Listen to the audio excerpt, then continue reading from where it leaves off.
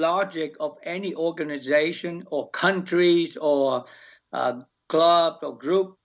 For them to excel, you have to hope and happy that everyone in the group gets better.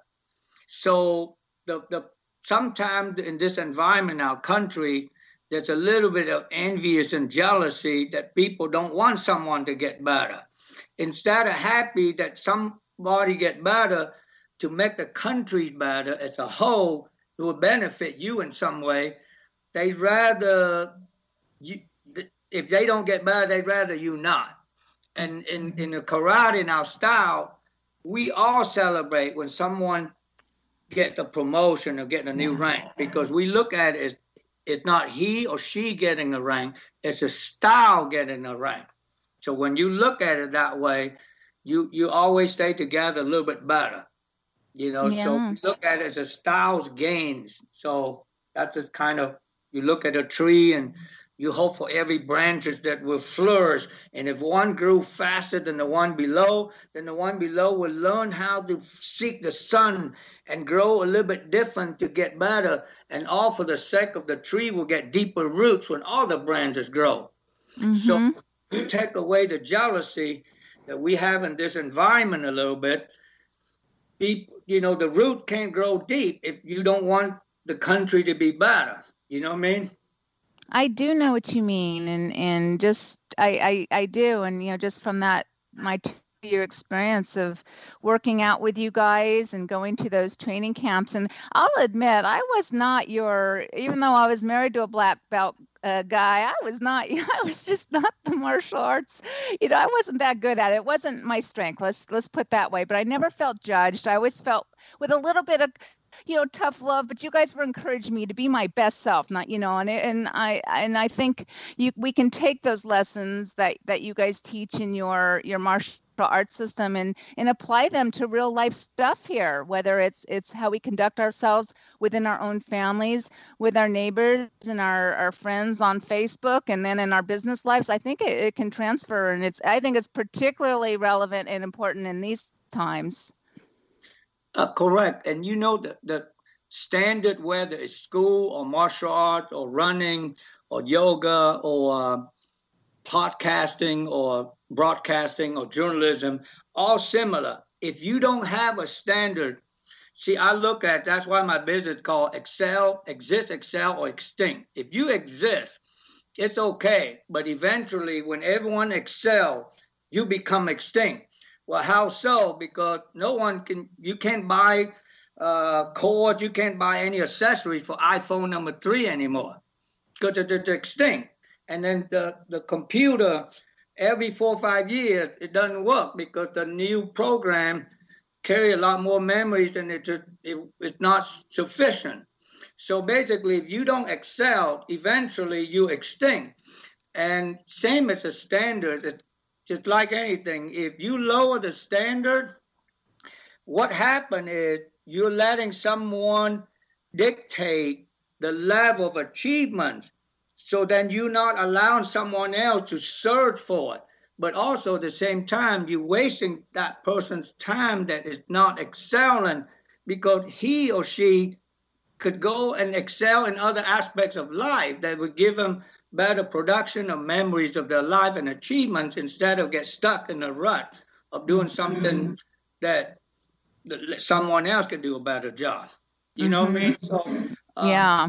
I learned that in my class in chemistry in high school. My teachers loved me and thought I was a really nice young man that showed up to class and sit there, do everything asked. So they give me C's and occasionally B. Reality, if they failed me from the get-go, which I should have gotten an F, I wouldn't waste 3 more years taking chemistry. I would have taken something else that would benefit me to prepare me better for the next level, instead of guide me along, give me a C to get over with. So by the time I get to the University of Florida, my first exam really showed me the last 3 years taking chemistry in high school, I should have taken something else. Yeah.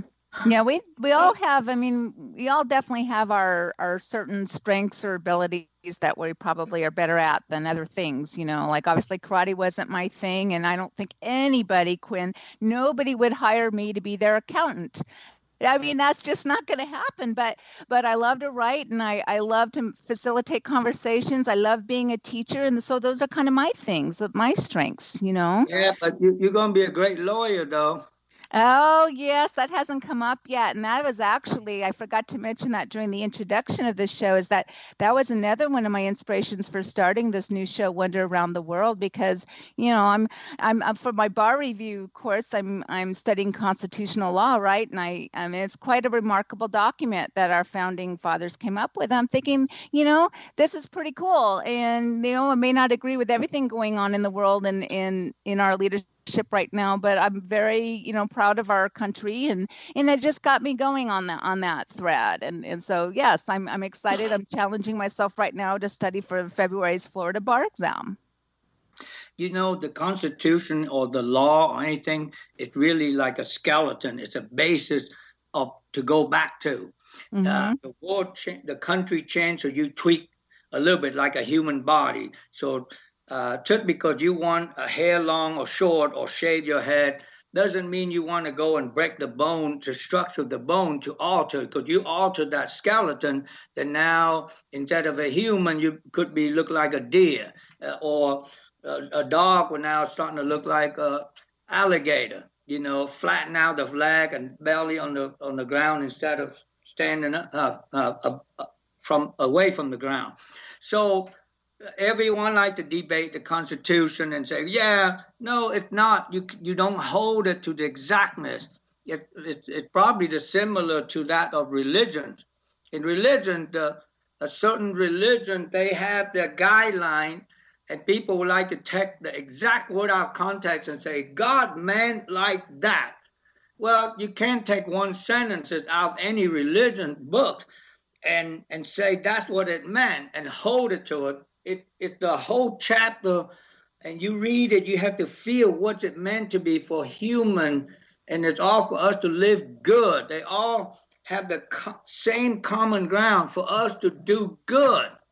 That's it. No, that's true. I'm been a lifelong reader, and a lot of my books I like to read are, not just the Bible, but a lot of spiritual books. And I think that's right, Quynh, overall. And I've read books, from what, a lot of Eastern religions and Western, and there's a lot of common threads. You're right, and a lot of common, messages of doing our best and being good and being from love. And that's really what I want Wonder Around the World to be, is focused on love, right? If we get ourselves up to that frequency, I think a lot of things could be healed within our community here in the United States and around the world. Right. And in martial art, we have the 3 O's, obviously, it's open mind, open heart, and open arms. And honestly, you can't have one without all 3. The easiest one, everyone say they're open-minded. Yeah, it's easy to be say you're open-minded until someone have different opinion and different lifestyle than you.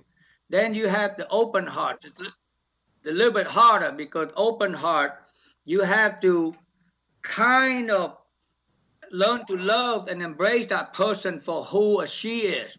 But the hardest part is the open arms, because even you learn to embrace and you can, you have to learn to accept that. And that's where we are stuck at in this country, is the open arms. You try to open mind, you try your open heart to love the person for who they are, for the difference, but you can't accept it, and that's the difference. Yeah, I think we have a ways to go on that, don't we?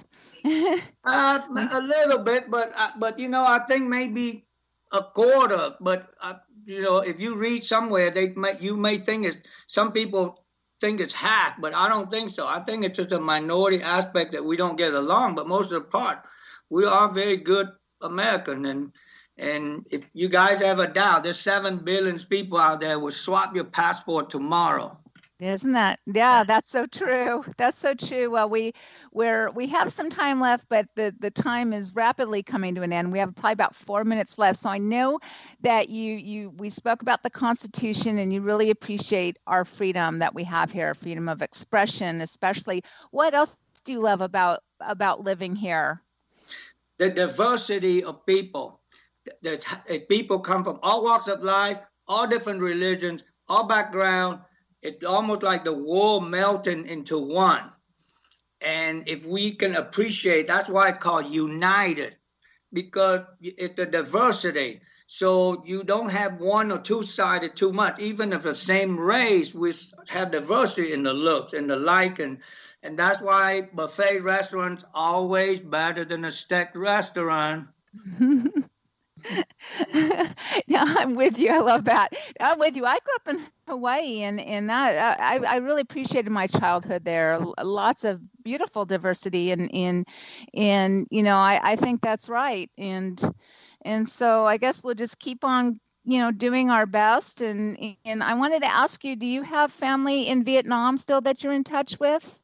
Yes, many cousins, uncles, aunts, and all that. There's a lot. Probably half of them still there and half here.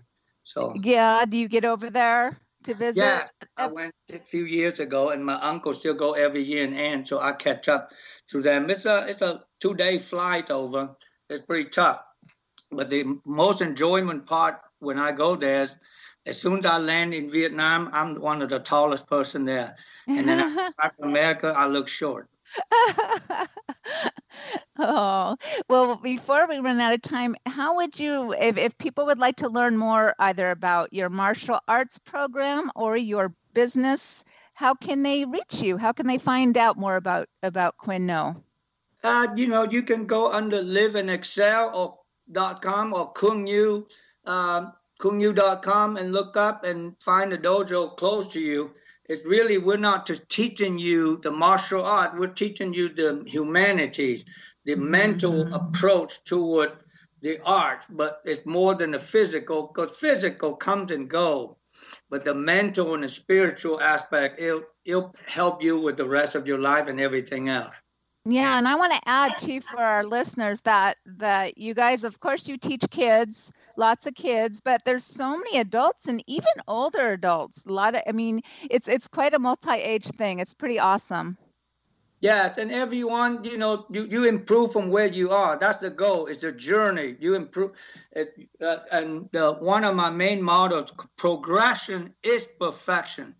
You enjoy the ride, you make progress. That's perfection in itself.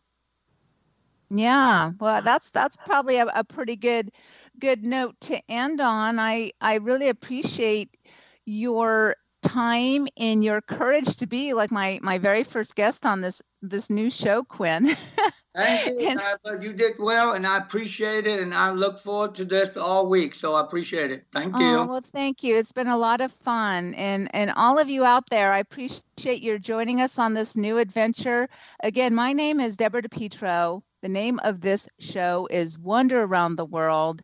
You can reach me. I'm open to feedback and hearing your thoughts about this new show. I have a new email now. It is simply wonderaroundtheworld@outlook.com. We have a new website that is set up now for you, and it's simply wonderaroundtheworld.com. There, I'm starting to do some blog posts so you get an idea of what this is about, and you can also sign up to be brave like Quynh here and be a future guest of mine on this show. So everybody, until next time, let's focus on what we love about our countries and love each other and keep the wonder alive. Thank you all so much.